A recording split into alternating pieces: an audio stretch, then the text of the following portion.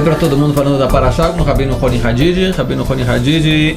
A paisana? A paisana. Hoje a gente vai falar sobre, na Parashat Re'eh, tem na entrada da Parashat Re'eh o famoso pacto que foi feito em Shem, que eu não sei como se fala isso em português, a cidade de Shem tem uma palavra. Tem, Sequem? Mas... Nablus, que foi onde está enterrado o Yosef, a Tzadik.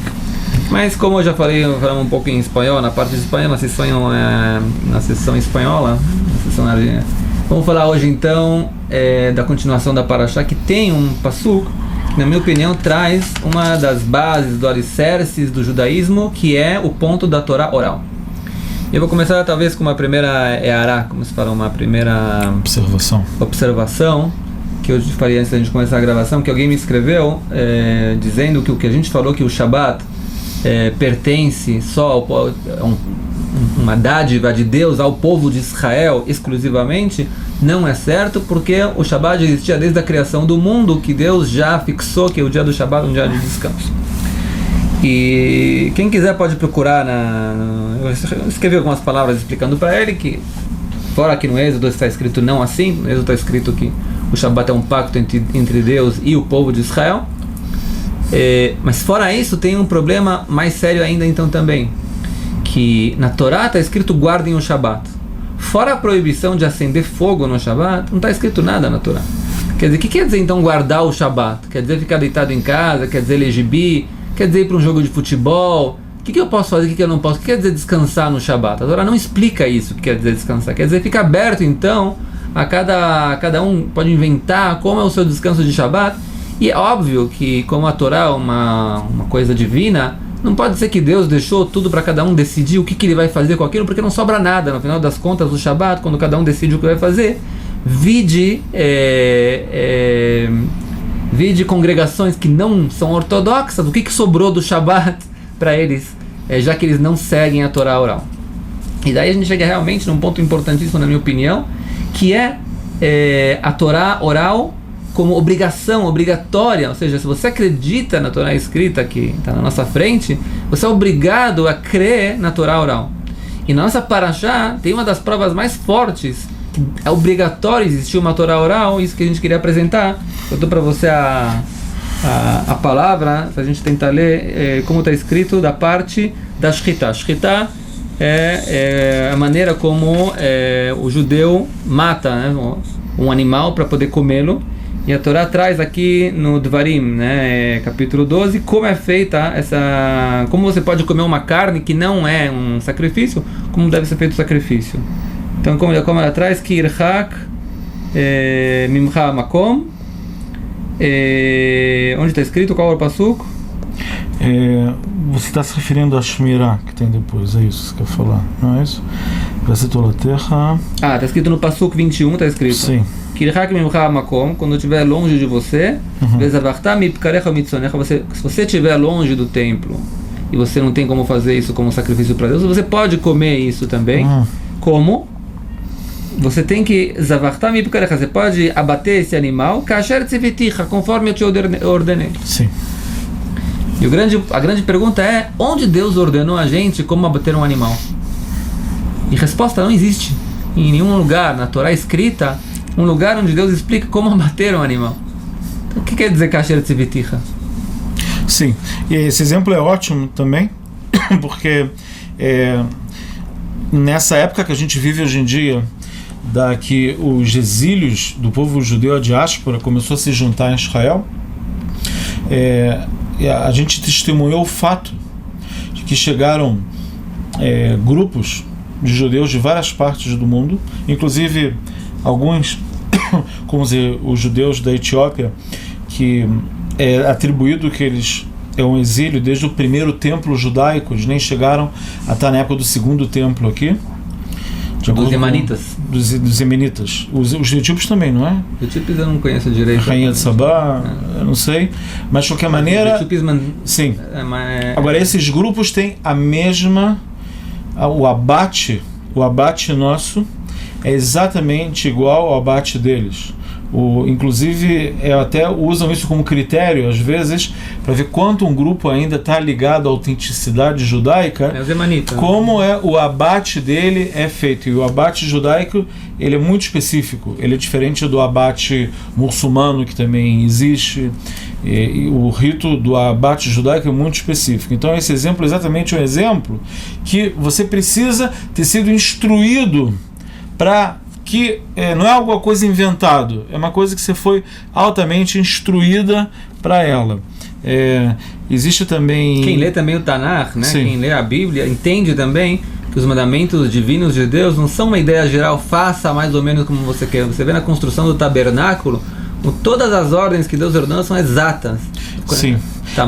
E casas decimais. Existe uma coisa muito interessante que a gente gosta de mostrar em seminários de fé judaica aqui em Israel, é que o ciclo da lua, que foi transmitido para Moshe também de maneira oral, qual é exatamente a translação da lua, o mês lunar de 28 dias, não é 28 dias, 28 ponto algumas coisas. Aquelas casas decimais depois. É a média a média, sim. É maior, é menor, mas a média é 28. Então, esses fragmentos do 28, aquele negócio, eles são a nível astronômico muito definido. Ao ponto que há, 20 anos, 30 anos atrás, a NASA testemunhou que realmente esse e não existia na antiguidade instrumentos, mesmo com toda a sabedoria que existia na antiguidade no Egito, não se chegava a esse grau de conhecimento. E isso mostra que toda essa transmissão oral, ela foi, como você está falando, altamente específica. Ela não é uma coisa que foi por interpretação, é uma coisa que foi entregada a Moshe e foi entregada de maneira muito detalhada. E a Torá alude isso em alguns lugares, realmente, essa história. Na verdade, os exemplos são múltiplos, né? A gente tem tanto aqui, que nem eu falei agora. Aqui é muito claro porque ele fala, né, que conforme eu te ordenei. E é impressionante que você não encontra onde foi ordenado. Quer dizer, é claro que tem que ter algum lugar, então, que foi ordenado, que é a Torá oral. Mas ele pode continuar adiante muito mais vezes também, né? A Torá escrita foi escrita sem pontuação. A gente sabe que no hebraico não existe as vogais de maneira escrita. Então só existe consoantes. Quem quiser ler em hebraico tem que aprender a ler só com consoantes, mas tem pontuação. A pontuação é no lugar das vogais. A Torá não foi escrita com pontuação. Os Sifrei Torá, os livros da Torá, as escrituras, não tem pontuação. Então quando está escrito, por exemplo, לא תאכל חלב בבשר, por exemplo, não coma gordura do animal, por exemplo. O chelev, ou halav, chelev em hebraico é gordura, halav em hebraico é leite.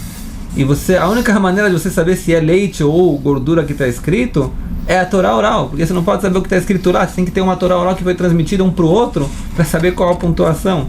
Sim.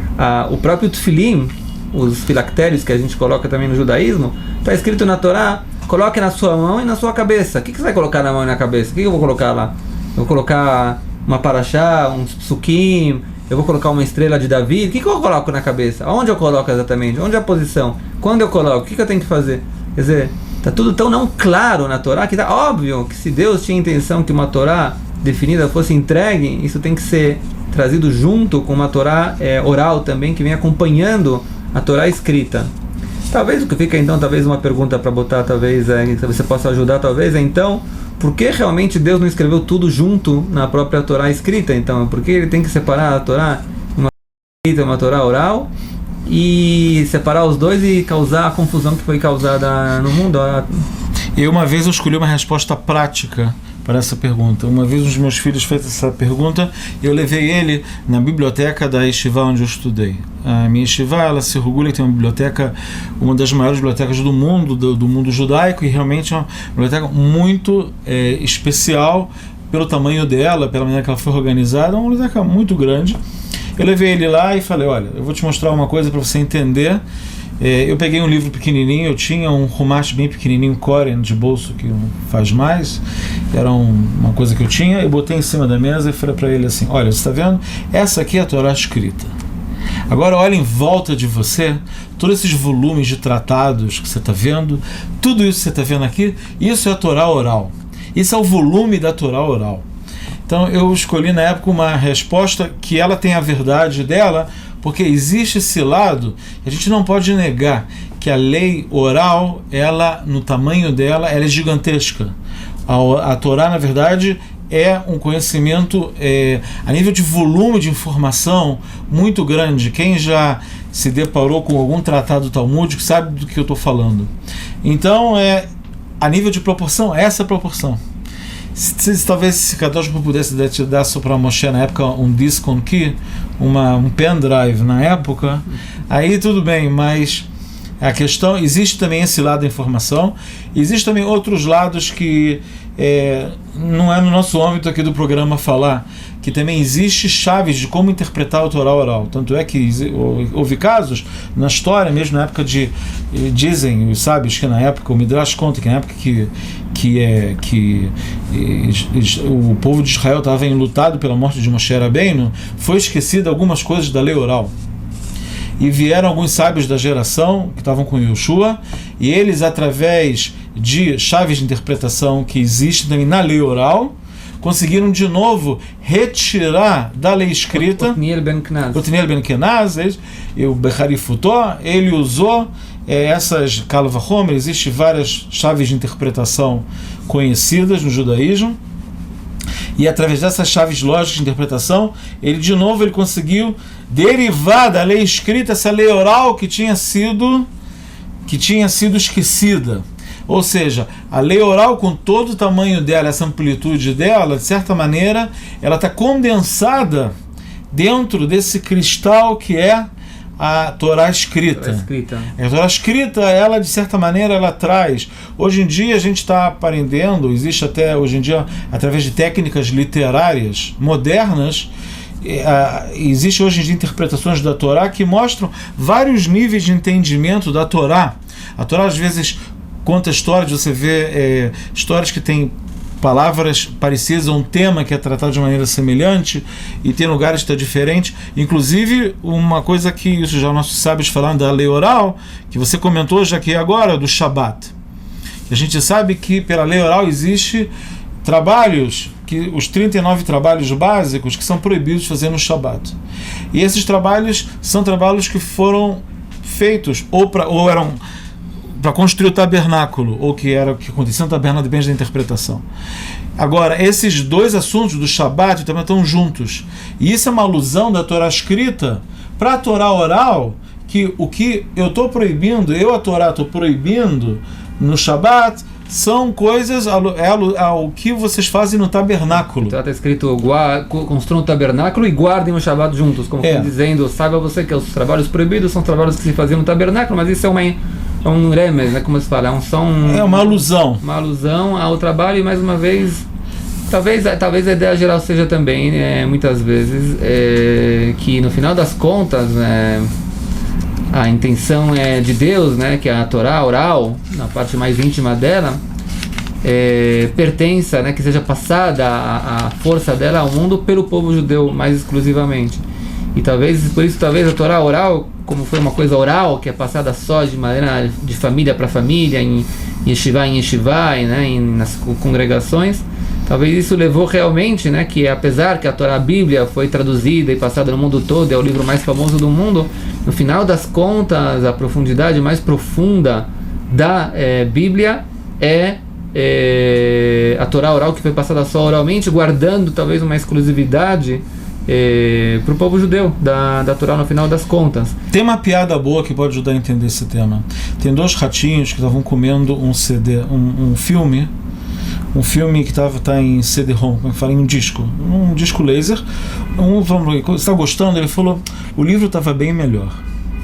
E aqui é o contrário, que o livro é muito bom da Torá, mas o livro melhor que tem é a lei oral, que a lei oral te dá exatamente a aplicação da Torá no mundo e todos os casos, e é uma floresta imensa de conhecimento, que ela alude toda hora à lei escrita, usa ela como base, mas ela é muito mais rica e variada do que a própria lei escrita, com toda a verdade que tem na lei escrita. Apesar que eu falei uma vez para alguns rabinos aqui em Israel, e concordaram comigo também, que a abertura do internet para o mundo, no final das contas, talvez uma intenção divina mais profunda, que como a gente está se aproximando da época da redenção, da Geulah, né, da redenção do povo de Israel, da volta do templo, dos korbanot, dos sacrifícios e tudo, etc., talvez, como diz o próprio Pasuk, né, que Mitzion Tetzeh Torah, que o povo de Israel vai ser uma luz para todo mundo, talvez a Torá também comece a se abrir